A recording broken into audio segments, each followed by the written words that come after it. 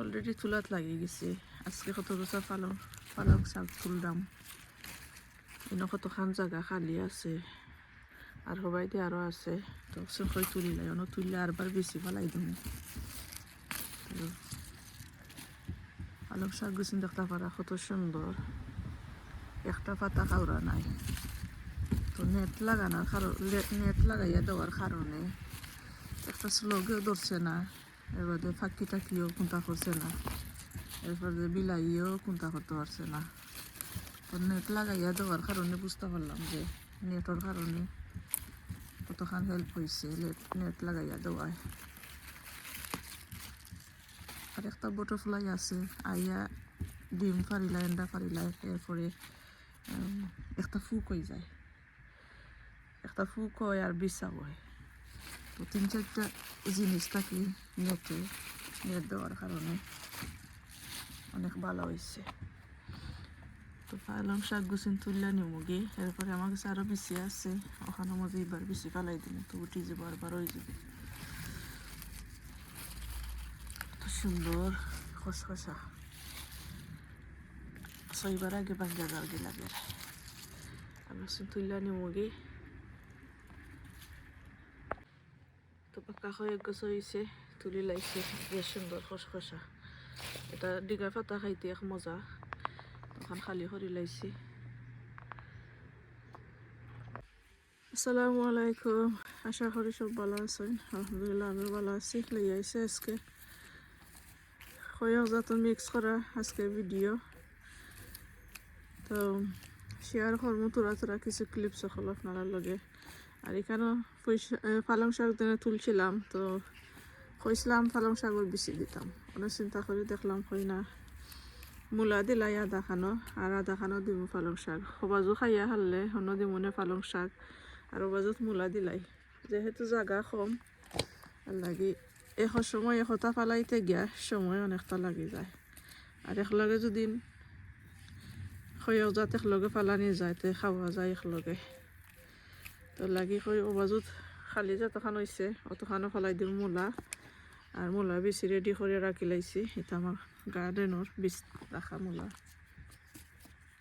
তো হৌল করার লাগে অত একটা আনছি শিন তাকে মূলা বেশি বারে সাথে বেশি হল গাড়তে মাটির তলে দিতে হইলে একটা বালা। তো ওলা গাঁত করি ভিজা মাটি জানি না কি তৈব সুন্দর হয়েছে।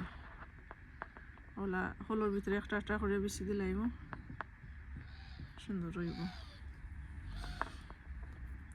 কিছু দূর দূর করে তোরা তখন ফালাই দিলাম মূলা আর বাজুত ফালাইমু পালং শাক হচ্ছেন খাইয়া হারলে।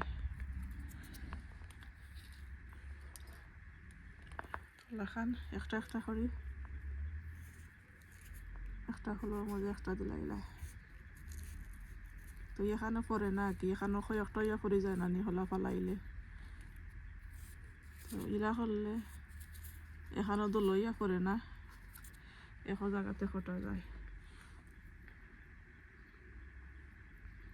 যদিও কিছু সময় লাগবো, কিন্তু রোয়ার পরে যেন ভালো হইব।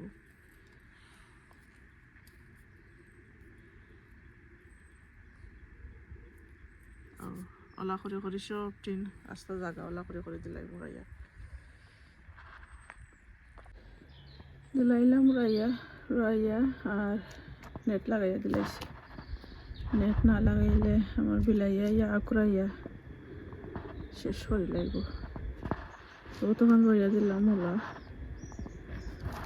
আর এই বাড়িতে আমার পালং শাক আছে আরো, অক্সিজেন শেষ হয়ে গেলে বাদে দিব পালং শাক রইয়া। আর একটা জিনিস দেখাই,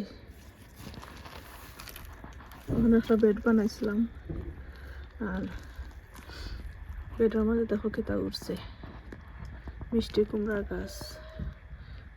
মিষ্টি কুমড়া খাইয়া বেশি ফেলাইছিলাম গত বছর মনে হয়, যতক্ষণ মনে হয় গত বছর বেশি ফেলাইছিলাম। আর গত বছরও বেশি দেখতে পারা নিকলা সুন্দর উঠছে মিষ্টি কুমড়া।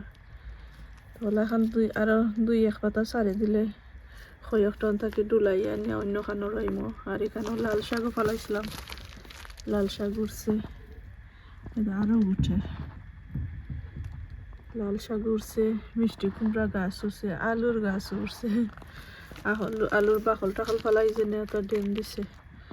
এত সুন্দর মানে দেখো যতন ছাড়া কিলাখান মাটি ফাটিয়া গাছ উঠে। আর যতন করে রইলে উঠে না, পচি যায়, এই হয় সেই হয়। তো শেয়ার করলাম, কত সুন্দর উঠছে মিষ্টি কুমড়ার গাছ, আরও উঠে, উঠতে আছে কন্টিনিউ। দইনা গাছের মধ্যে পুরো খানিয়ে দিব। এটা হইল গিয়া মিরাকল গ্রো পাউডার, যেটা একটা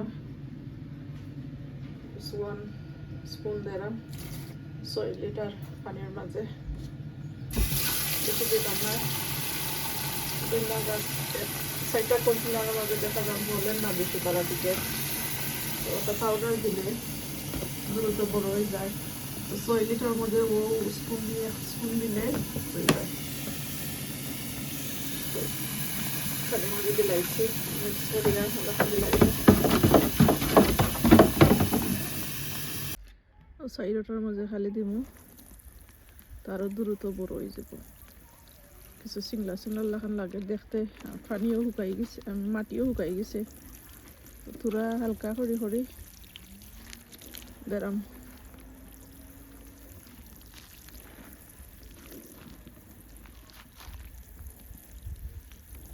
দেখবাই না কদিন পরে খিলাখান, বেশি দিন লাগতো না, 4-5 দিনেও চেঞ্জ হয়ে যাব কালার। আর আরো বড় হয়ে যাব, ফটফটি বড় হয়ে যাব। ফ্রন্ট গার্ডেনও আমার গার্লিক লাগাইছি, গার্লিক লাগাইতেছিলাম গত বছর। মাশাআল্লাহ সুন্দর গার্লিক হয়েছে।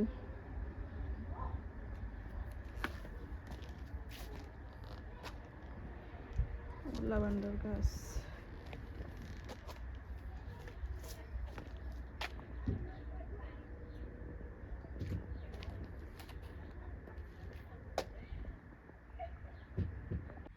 এর লাগে আমার ফ্রন্ট গার্ডেনও কিছু আলু রইয়া দিছি, আল শাক, লাই পাতা, লাইয়ের গাছ, মূলা, আলু, মূলা, লাই সবটা এখানে মিক্স করে করে ফেলাইছিলাম কতখান জায়গা। একদম মূলা বান্ধের কাছে একটা গাছও আছে। নতুন করে আলু উঠে কত সুন্দর হয়েছে মাশাআল্লাহ। কতখান জায়গা যে সুন্দর রোদ লাগে। আর গার্লিক কতখান রইয়া দিচ্ছি।